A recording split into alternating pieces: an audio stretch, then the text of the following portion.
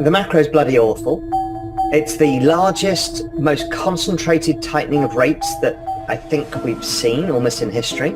We have the largest tightening of financial conditions on a broad measure, as opposed to, a lot of people use the Goldman measure. That's not that broad because it uses equity markets, and it's a weird kind of feedback loop between equities and that. But what I did was use the rate of change of rates, the rate of change of the change of commodity prices, and it gives you a understanding of how tight money is. The other way you can look at it is the number of central banks as a percentage of total central banks raising rates. Those kind of things give us a growth shock that is ahead, that we're starting to see, that is quite sharp and severe. So we're talking about something where, GDP growth falls 3% or so, a really decent sized recession. But it looks like forward-looking indicators suggest that the bottom of this growth shock comes actually pretty soon, like March 2023. So if the bottom comes, then you get the recovery side. It ends up being about 18 months or 2 years because we probably started some sort of recession at the beginning of this year. The macro is bad now and is going to get worse. The narrative you will see is, the macro is about to get terrible, all assets must fall. But once you start doing things like doing the year-on-year rate of change of the S&P or the NASDAQ, they're actually pricing in an ISM, the Institute of Supply Managers survey, of about 40. So that's pretty severe recession as it is. Could they price in a bit further? Could it be at one lower stab? Sure. But these are forward-looking assets. And what they look for is the turn. Why the turn? Because that's somewhere in the next 6 months, the central banks will most likely go, okay, unemployment's coming up, inflation's coming down, we have to look after, our mandates are unemployment and inflation. Inflation's going to be maybe stickier or higher. I don't believe it will be. I think it actually goes negative. But unemployment's going to be coming up. We need to at least stop. So if the rate of change stops, right, you've stopped the pressure on markets. Now, it doesn't mean they explode higher. It's not 2021 all over again. But if the pressure stops because the rate change, because QT stops and they stop raising rates because they want to see how bad this is.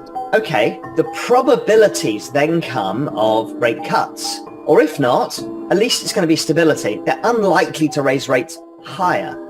Okay, so that's generally good for risk assets because they're forward-looking. That's where it comes into crypto. So crypto is really interesting. Same with technology stocks, is they are in an exponential logarithmic uptrend because they are network adoption models. So in technology stocks, we've got the relentless, ongoing, ridiculous pace of rise of AI, robotics, EV, space, Internet of Things, 5G, 6G, genetic sciences. All of these things are all coming together at the same time. It's the fastest pace of change humanity will ever go through.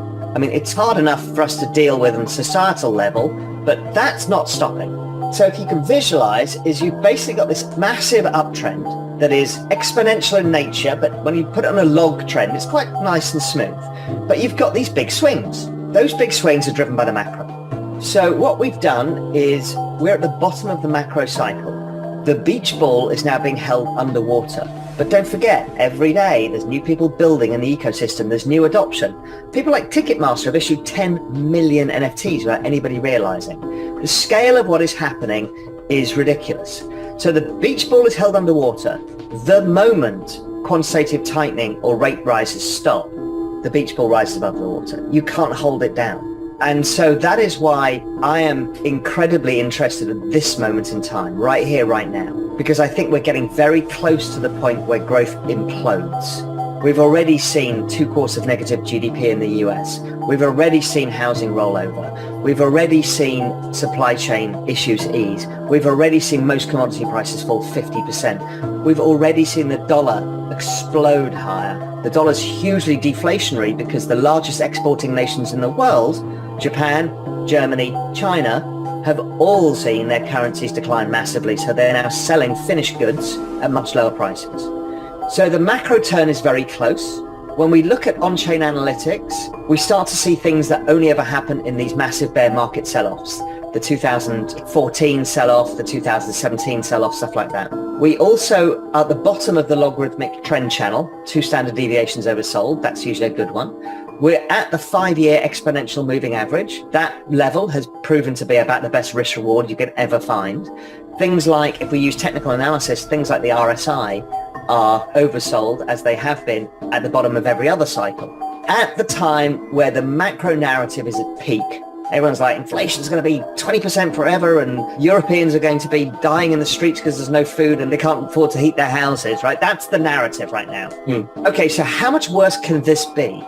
At any rate of change means that the risk reward, normally when you get to this confluence of events, the risk reward is somewhere between 20 to 50x. Now, it depends where you are on the risk curve.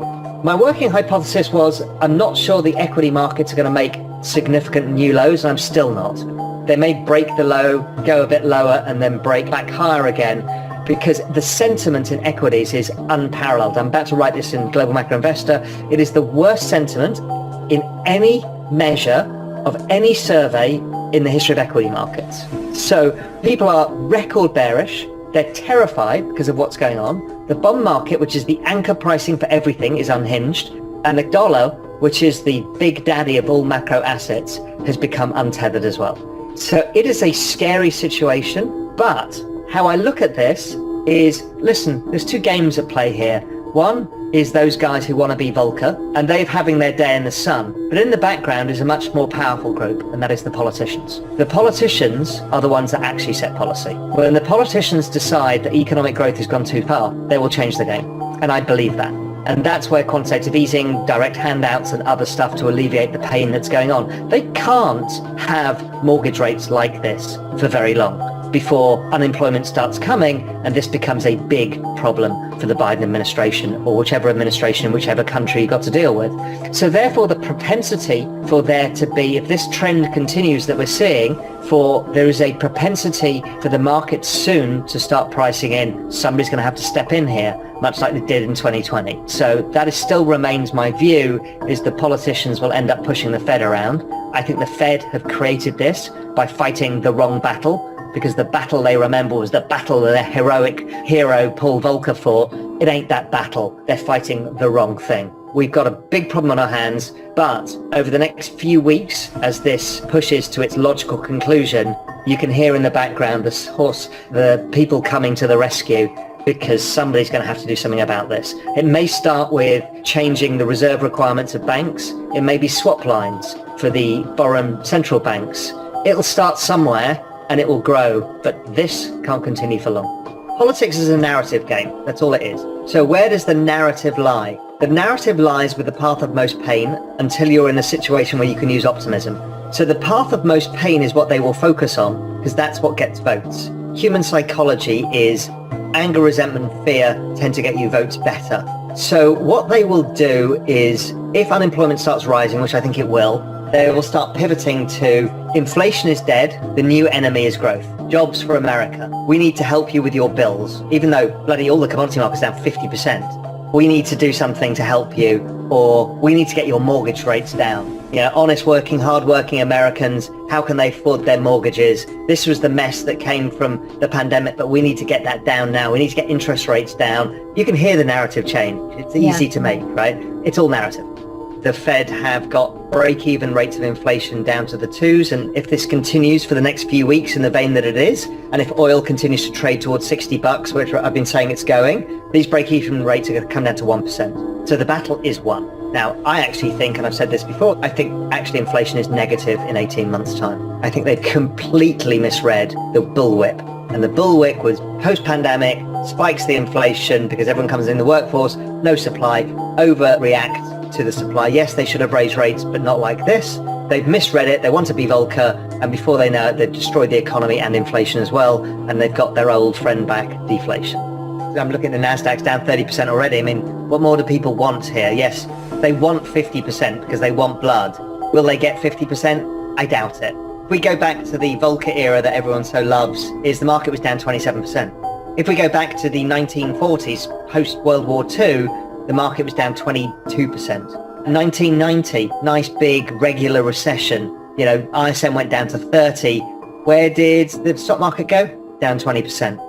Everyone's convinced, talking themselves into being more and more and more and more bearish. There's a probability, and it's probably, for me, it's probably 30 or 40% that it makes significant lows, but I think it's 60% more likely that we don't make significant new lows. But let's wait and see. These are, the bond market keeps breaking and we're at 4.5% yields in 3 weeks' time.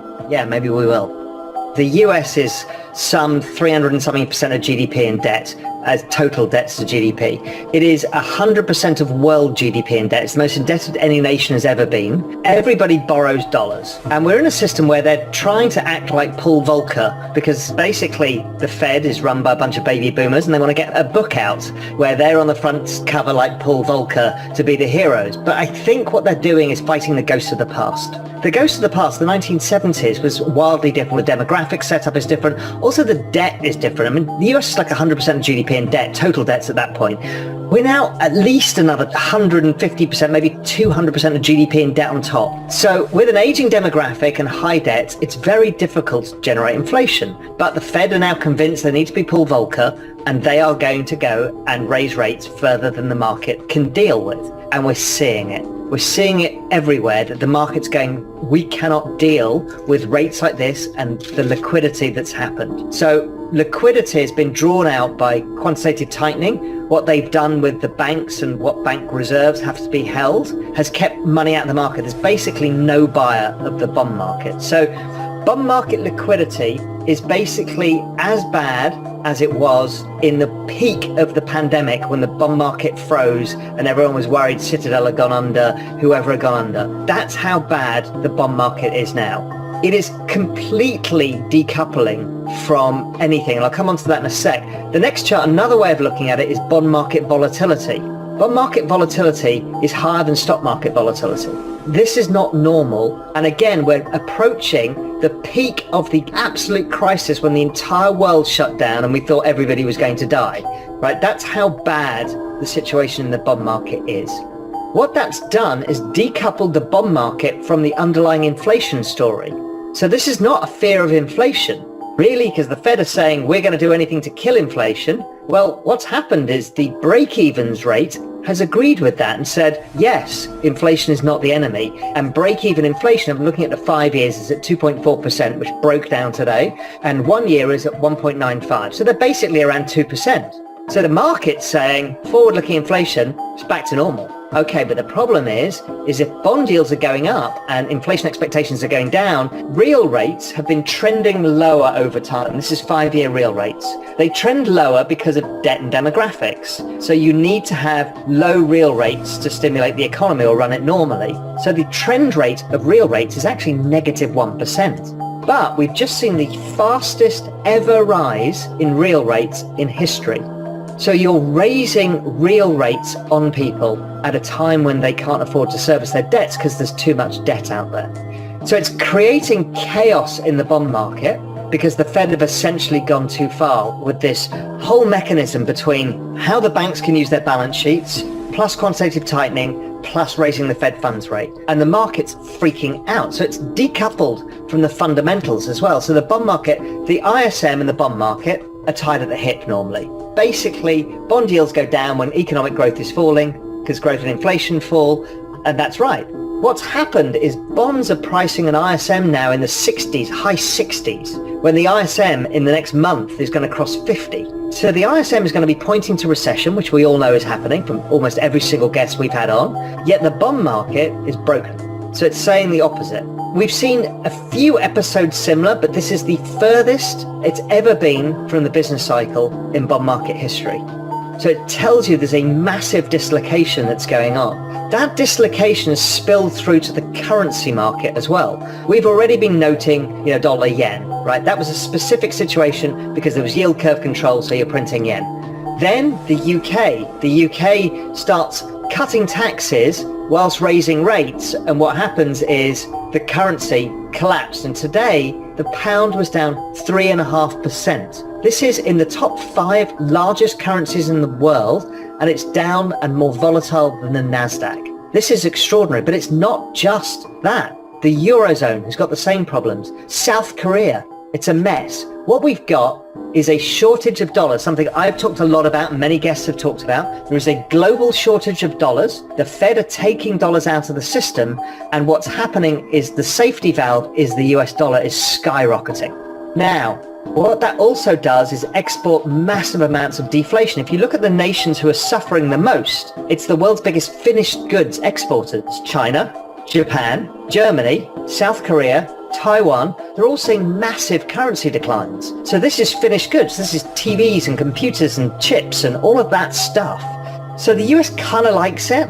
It also geopolitically, they like it because they exert their power, which is the biggest power they've got is the US dollar. 87% of world trade is in US dollars, even though the US is 25% of GDP. But you're choking the entire system. There is no dollar liquidity in all of Asia. And this is a problem. It's a structural problem, not just a cyclical one that's happening now. So the moves that we're seeing in the bond market and the currency market are becoming sort of unprecedented. The sort of unprecedented we saw in March 2020. The knock-on effects are things like mortgage rates are exploding still. So it's having a real impact. This is not a financial thing. This is a real thing here. It's becoming an enormous problem for people. We're already seeing house purchases coming down, prices coming down, rents coming down. We're going to start to see unemployment from the housing sector, which is a huge employer of average Americans, for example. Europe is in this huge grip that we know about.